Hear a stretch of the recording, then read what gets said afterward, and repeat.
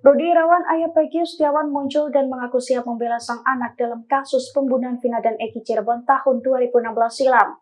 Ia bahkan telah menyiapkan bukti dalam pengadilan nantinya, termasuk saksi dari teman-teman Kuli yang akan mengungkapkan bahwa Peggy berada di Bandung saat kejadian. Dilansir dari tribunnews.com, hal itu diungkapkan Rudy Irawan saat muncul di konten YouTube Deddy Mulyadi yang tayang pada Minggu 26 Mei 2024. Kepada politisi Deddy Mulyadi, Rudy menegaskan bahwa tanggal 27 Agustus 2016, putranya tengah berada di Bandung. Bahkan saat itu Peggy bekerja bersamanya membangun rumah warga di Rancamaya.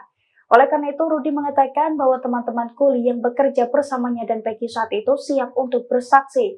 Termasuk pula pemilik rumah bernama Pak Agus, tempat ia dan sang putra bekerja.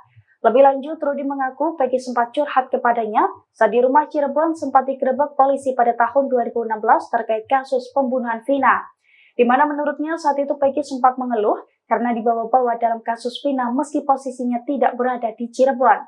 Dalam kemunculannya ini, Rudy berharap Peggy bisa mendapatkan keadilan. Ia juga mengaku sakit hati lantaran sang putra diperlakukan seperti saat ini.